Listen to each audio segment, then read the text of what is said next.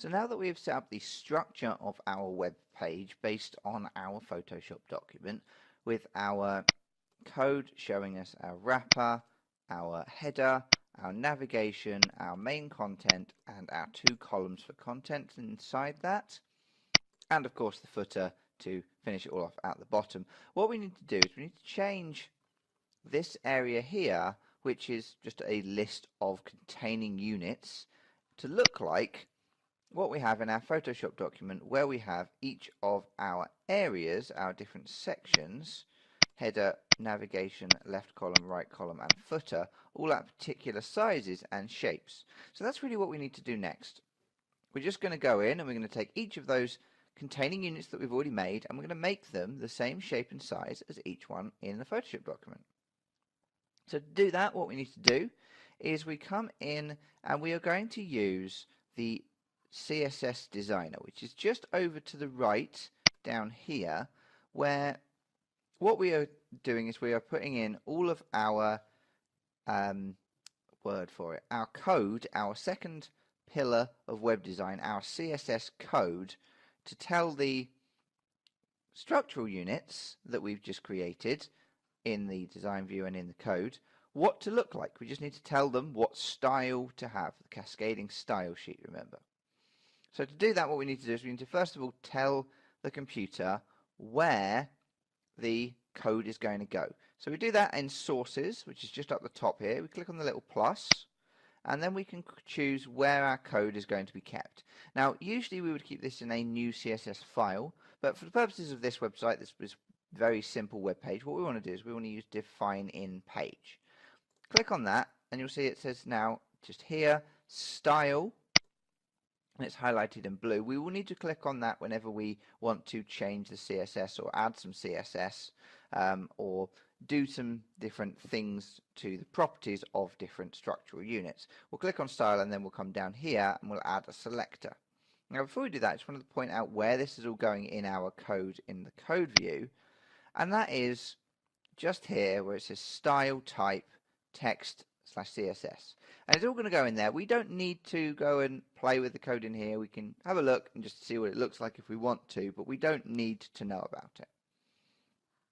So if we want to actually start doing some stuff with this, we are going to need to set up what's called a selector. Now technically we have already made our selectors when we have made these things called wrapper, header, navigation, main content, left column, and so on and so forth. All of those things were IDs which start with a hash, and we make them into selectors by coming over to our style in sources, down to selectors, and we click the plus for the selector. We're going to add a selector. That's all that does. And what we need to do is we need to pick which box we want to change in some way. Now usually we would set something up with the wrapper so that everything is the right size, so the wrapper would contain all of the stuff in a particular width or height or whatever it was we were doing. For this I don't need to worry too much about the wrapper. I'm just going to do the things we've already defined in our Photoshop document. So that is to create the header, which is going to have a width and height of 1000 pixels by 170 pixels. So to do that, in Dreamweaver, selecting style, where it says selectors, click on the little plus icon, and then this little box pops up. What you want to do is you want to just tap the hash key on your keyboard, and that will bring up a drop-down list with all of the different options of IDs that we've created. Now an ID is distinguished by the fact that it starts with a hash. If we'd created classes, those would be starting with a full stop, but we don't need to worry about that too much. We're only using structural elements at the moment, so they're all going to start with this hash. So tapping the hash will bring up the list of all the things we've made. I find header on that list and click on it, tap enter on my keyboard, and then these properties pop up beside the sources, media, and selectors. So just here, these are the properties. Now we need the width and height, but there are obviously quite a lot more in here. You can see a huge number. If you want to go and have a look at those, feel free to do that. But today, all I need to worry about is setting up the height and width, and then a couple of others which we'll talk about when we get to them. So the height and width are in pixels, as always. So we're clicking next to width, selecting PX for pixels, and then I just need to type in my numbers. Now I have all my numbers written down, so I know what they are. They're also in that Photoshop document we just looked up. So I've got 1000 pixels wide for the header, and then 170 pixels high. 170, tap enter, and you can immediately see in the design view, this box is now 170 pixels high. It is also 1000 pixels wide. If I go to just design view, we should be able to see that more clearly. So there you go. Now that box is 1000 pixels wide and 170 pixels tall.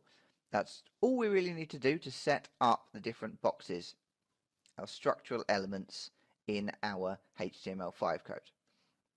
So I'll do that again. I'm going to come to Style, and I'm going to click on Add a Selector. Then I'm going to tap the hash key on my keyboard, and I'm going to do the navigation. Now the navigation, once I tap enter again, needs to have a width of 1000 pixels with a height of 50 pixels. Again, I can come back and check this to make sure I've got the numbers accurate with my Photoshop document. 1000 pixels by 50 pixels, that's what I put in. So this box here that's in green is exactly the same size as the box in here that we just made. So whatever was in that in our design in Photoshop will easily just drop into here and sit in exactly the way we want it to. Now the next box down in our list is our main content area. That area is not defined in our Photoshop document, but all it really does is it contains these two columns in the middle. And the reason I've made this box is actually so we can set the width of all of the main content area to be the same as the things above and below it. So we want the width of these two columns, when combined, to be the same as the width as the header, or indeed the navigation or the footer, which means 1000 pixels. So I'm going to come back into Dreamweaver again, and this time clicking on Style, in Selectors, adding a selector, tapping the hash key, and then finding Main Content, which is the name of the ID. I'm going to set the width here to 1000 pixels. Now I could, if I wanted to, set the height of this content area to be the same height as the columns, but that's not necessary, so I won't do that. All this really needs to do is set the width so that all of those things are set to a width of that 1000 pixels. Now you can see that whilst I've only changed the main content area here, this guy here, all of the stuff inside that, so our left column and our right column, have also changed to 1000 pixels because they can't be bigger than the thing that they are inside. It's important to note that because you want to make sure that your numbers all add up when you're doing things like this. So what we do next to make the left column and the right column fit within that in the way we want them to. So coming back, looking at my Photoshop document, I know that the number I need for those, same for each one, we've made them nice and even, is 494 pixels by 420 pixels. So 494 pixels by 420 pixels. Clicking on Style, clicking Add Selector, tap the hash key, left column, tap the Enter key, pixels, 494 for the width, pixels, 420 for the height. Now you can instantly see that that box changes, and I just do the exact same thing for the other column. So adding a selector, tapping the hash, selecting the right column, tapping enter, pixels, 494 with a height of 420 pixels as well. Now those boxes are exactly the same. The problem we've got here is that these boxes want to be next to one another. By default, everything is just going to sit on top of one another. So the wrapper is on top of the header, or the header is on top of the navigation. The navigation is on top of the main content. Left column is on top of right column, and the footer is below all of that. So what we'll need to do is actually change some other settings of these boxes. We'll do that in just a second. Let's finish off all of our sizes first, then we can come back and work with those things afterwards. So the last thing we've got to do is our footer, which, again, looking at our Photoshop document, we can see is 1000 by 60.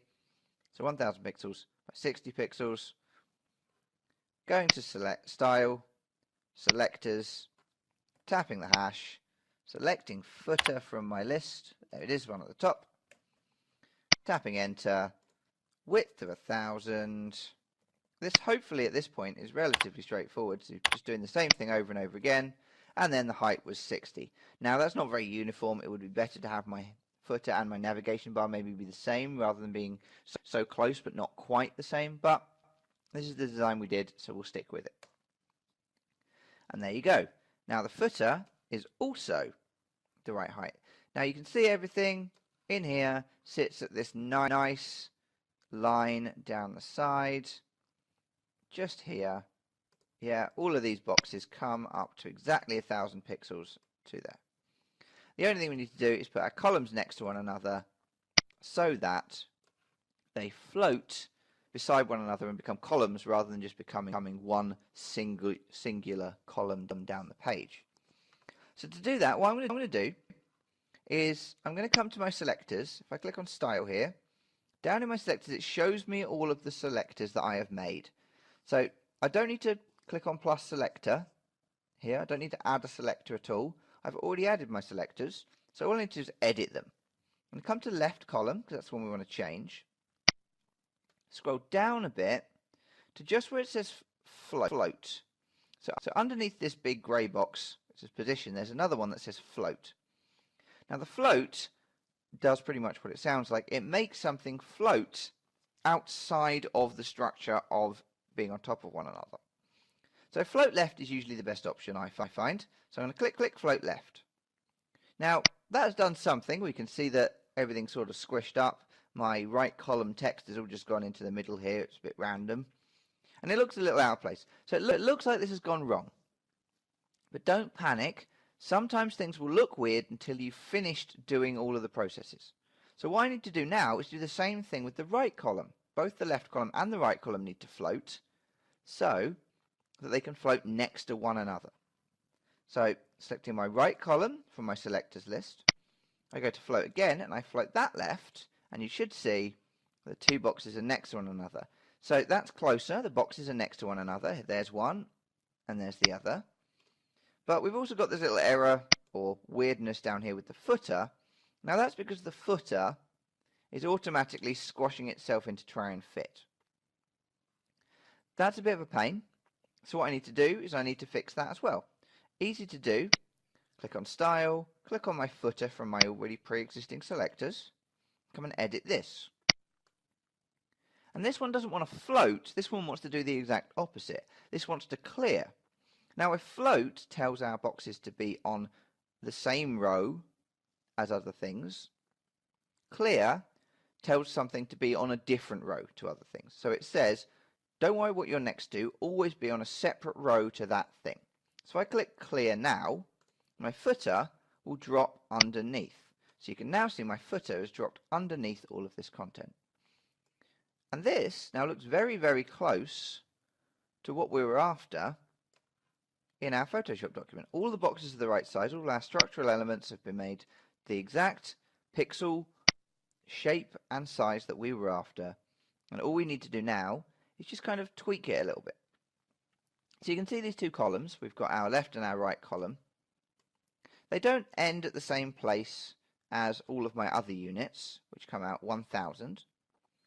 That is because they have got a margin in the middle between the two columns that you can see here that we haven't set. All we've done is we've told them to float next to one another, so they will sit exactly next to one another without a gap in between. We have to tell them to have that gap. Same applies to the difference in height between the header and, or not the difference in height, so the gap between the header and the navigation and our main section, and the footer and our columns. So that's really, really easy to do. What I'm going to do, come back to Dreamweaver, I'm going to go through each one in turn and add a bit of padding. Sorry, not padding, margin. I'm going to add a bit of margin. I always get those two confused. Margin and padding are over here in the design view. So this is margin. And what I want to do is I'm just going to come to my style, select my header selector, and I'm going to add just a bit of margin underneath that. 12 pixels is what I'd worked out previously as the gap I need between each thing. That adds a gap just here between those two structural elements. Do the same again for my navigation. I'm going to say style, navigation, underneath I'm going to add a margin of 12, and that adds a margin of 12. Now I could do this with main content as well, but the main content really is only just containing the left and right column, so I'm not going to set anything in the main content area. If I go to the left column, I'm going to set nothing on the left column actually. I'm going to just do the setting for the gap between the two columns on the right column. Now I could do it on the left column or the right column, doesn't really matter, but if I go to the right column and set the left hand side margin to be 12, that saves me putting 6 margin on each. Yeah, so if I had 6 on each, that would make a gap of 12, but I might as well just put a gap of 12 on one, and that's exactly the same end result. We've already got the gap above, we've already got the gap above that, now we just need the gap below. Now the gap below is a bit tricky because of the fact that the things above are floating. Now, when things are floating, unless they're contained in a unit that has a set size, they don't really count towards things like margin and padding and stuff like that. So if I go to my style and then my footer, and then add a margin there at the top, it's not actually going to do anything. Yeah, see, nothing happened. So I added 12 and then nothing happened. That's because the margin here is bumped up against some things that are floating. So instead of doing it there, so I use my dustbin over by this pixel thing now to get rid of that padding, margin, sorry. Instead, what I want to do is I'm going to go and do it on the right column again. I'm going to just add some padding underneath that. That will add some space underneath the column that is floating already to tell it to have a gap between there. So if one thing won't let you pad it or margin it away from something, use a different and it should work fine. Now that is everything set up the way it wants to be. The only thing we've got left to worry about is the content. Now first of all, our wrapper doesn't want any content, so I can highlight this text and delete it. Same with our main content here. The main content area is just holding some boxes. Oh, it's going to be in a bit of a pain to highlight some stuff. There we go. Delete that. There we go. Right. Now that's all of that deleted, and for some reason there's the letters E and S there. Don't know where they came from. Now that looks much better. Now that structure looks exactly like the structure in our original wireframe document. Everything is laid out almost exactly the same there. Perfect. So what I need to do now is just drag in my images from my images folder and place them into the appropriate places. In order to do that, I probably want to delete my text. So delete my text from the header, go and get my wireframe exported image for the header, just drag it into place. Now I'm not going to do the navigation yet. I'll do the navigation separately in a later video. I'm going to do the image in the left column. So that will be my Supergirl image. Drag that in. The text I will copy and paste from my Photoshop document. So I'm just going to delete that text. Go back to Photoshop. Get rid of my sizes. Show my content. And then using the text tool, let's highlight all of this text that we added in. Control C and Control V. Now that's great. That allows me to pop in all of the text I need. Tap enter at the beginning there. And I'm going to put a title in as well. And now I can edit this text in whatever way I want. Now I'm not going to bother changing the page properties here. You can do that yourselves. What I will do is I will just change the title from a paragraph style format to a heading format. That will allow me to control it with my page properties so that I can make it look different to the main body of text. But what you find is it's usually easier to type up your content in something like Word or in Photoshop or whatever. Make sure it's all spell checked and grammar checked before you drag it in, rather than creating most of this content in Dreamweaver. Most of the content you are putting into Dreamweaver you should probably be taking from somewhere else. It just tends to be a more efficient way of working with stuff. That's that done. Last thing to do now is add my footer.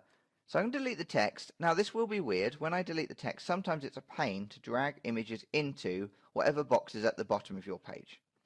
You can see it's not letting me put it in this box for some reason. It just doesn't seem to want to go there. It's putting it beside one thing, beside another thing. If I drop it here, it has put it into the right place. That's good. But it doesn't always look like it's going to put it into the right place. If that's the case, what you might find is useful is to leave the text in, drag your image next to your text first, and then delete the text. Now that does the same thing and puts our copyright information in the bottom. Now that is our website. That is it, made, structured, and the only thing I've got to do now is to put in my navigation links, which I can do either as a selection of images, 3 bits of text, or using more boxes, more structural elements, which I can control separately.